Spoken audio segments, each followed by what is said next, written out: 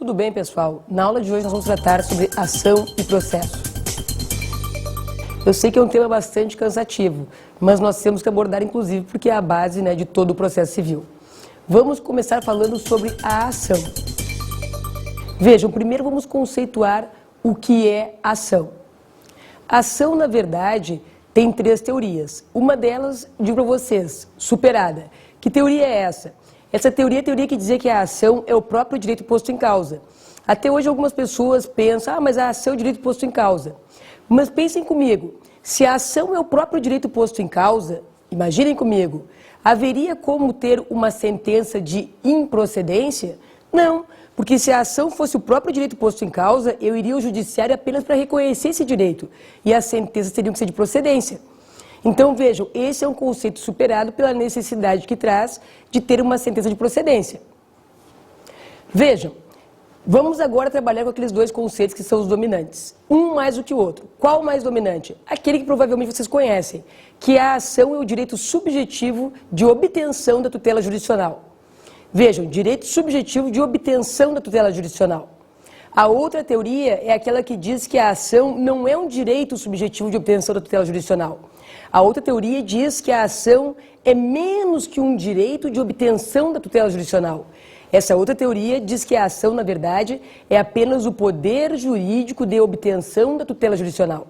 Então, veja, qual é a diferença das duas teorias? Uma garante que a ação é o direito da tutela jurisdicional e a outra, ela diz que a ação é menos que um direito, é uma possibilidade de tentar a tutela jurisdicional. Para a prova da OAB, eu digo para vocês, creio que o conceito mais padrão seja aquele que diga que a ação é o próprio direito de buscar a tutela jurisdicional. Agora, cuidem, porque essa questão do conceito de ação vai dar uma diferença naquela hora que a gente faz os pedidos na petição. Para quem entende que a ação é o próprio direito de obtenção da tutela jurisdicional, essa pessoa, quando ela faz sua petição inicial, ela pede a procedência do pedido. Por que ela não pede a procedência da ação? Porque a ação já é o direito, ela já obteve o direito dela buscando tutela jurisdicional. Então ela pede a procedência dos pedidos. Já que entende que a ação é menos que um direito, e sim um direito, uma possibilidade jurídica, essa pessoa ela pede a procedência da ação. Por quê? Porque para ela a ação é menos do que um direito. Vamos agora tratar das condições da ação. Quais são? Legitimidade, interesse e possibilidade jurídica do pedido. Vejam, vamos começar trabalhando com a legitimidade. Vejam, legitimidade é um binômio. Esse binômio, na verdade, classicamente é composto pela legitimidade ad causam e legitimidade ad processo. Veja, o que significa legitimidade ad causam e legitimidade ad processo? Legitimidade ad causam é titularidade de ação. Ou seja, é quem demanda e contra quem se demanda. São os titulares do direito material posto em causa, do direito subjetivo posto em causa. Então, essa é a legitimidade ad causam. E o que é a legitimidade ad processum, que é a legitimidade para o processo? A legitimidade para o processo vem a ser, na verdade, a capacidade de ser parte, de poder ser autor e de poder ser réu.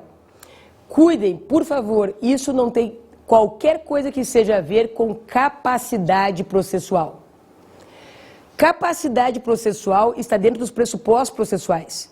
Vejam, a capacidade processual significa capacidade civil. Pode um incapaz civil ser parte? Mas é claro que pode, gente. A incapacidade civil ela não é óbice para ser parte. Imagine o seguinte, quando a gente pega lá uma petição inicial e lê assim, fulaninho de tal, menor, impúbere, neste ato, representado por sua mãe, venha, presença de Vossa Excelência, pedir alimentos contra seu pai. Vejam, quem é que é parte? O fulaninho de tal, menor, impúbere. Ele é a parte. Mas ele é incapaz civilmente, sim, mas não tem problema. O incapaz civil, ele pode ser parte. Ele deverá ser assistido ou representado, dependendo se é incapacidade absoluta, dependendo se ela é relativa. Se ela é absoluta, incapacidade absoluta, ele vai ser representado. Se ela é relativa, ele vai ser assistido. Vejam, incapacidade civil, então, não é óbice para ser parte. Inclusive, a incapacidade civil, ela vai ser, na verdade, a incapacidade processual e ela é possível de sanação. Basta que a gente veja o artigo 13 do CPC. No artigo 13 do CPC diz assim, a incapacidade processual será sanada. Então eles dizem, se não for sanada, quais são as consequências? Mas vejam, eles possibilitam a sanação do vício. Já a ilegitimidade é um vício insanável. Se a parte é ilegítima, o que vai acontecer? A extinção do processo para ela. Que às vezes eu digo assim, ó, para ela, porque pode ser que mais de uma pessoa esteja sendo demandada. Então, o que acontece? Se for incapacidade processual, simplesmente eu vou sanar o vício através da representação ou da assistência. E se não sanar o vício, se era o autor que tinha que sanar e não sanou, o processo vai se extinguir. Se era o réu que tinha que sanar e não sanou, revelia. Se era terceiro que tinha que sanar e não sanou, esse terceiro vai ser excluído do processo. Essa é a previsão que está no artigo 13 do CPC. Já a ilegitimidade vai ser um vício, então, insanável.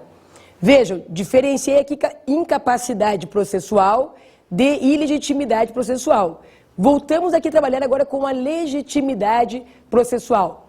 Falar para vocês, legitimidade de processo ou legitimidade processual significa poder ser parte de uma ação, poder ser autor, poder ser réu. Aí vocês vão pensar assim, ó, mas quem é titular da ação nem sempre tem esse direito de ser autor ou réu? Infelizmente não. Mas quando é que o legitimado ad causam não tem legitimidade ad processo? O legitimado ad causam não tem legitimidade ad processo quando a lei expressamente proíbe. Vamos imaginar aqui, vocês pensem em uma situação que vocês são donos de uma empresa. E vocês imaginem que essa empresa está sendo lesada por um contrato administrativo feito lá por um secretário de Estado e uma outra empresa. A empresa de vocês está sendo lesada, porque esse contrato, na verdade, ele é fraudulento. Vejam, a empresa de vocês teria legitimidade ad causam para ajuizar uma ação por essa lesão que está sofrendo? Sim, a empresa de vocês teria legitimidade ad causam. Só que tem um detalhe, como essa ação aqui seria uma ação popular, a empresa de vocês não teria legitimidade ad processo. Por quê? Porque a ação popular, só quem pode ajuizar é quem é cidadão. Pergunto para vocês, uma pessoa jurídica tem como ser considerada cidadão? Não, não tem como. E por que não tem como? Porque cidadão, nos termos da lei, é aquele que tem título de eleitor. Então, como a empresa, a pessoa jurídica, não tem como ter título, ela não é considerada cidadão.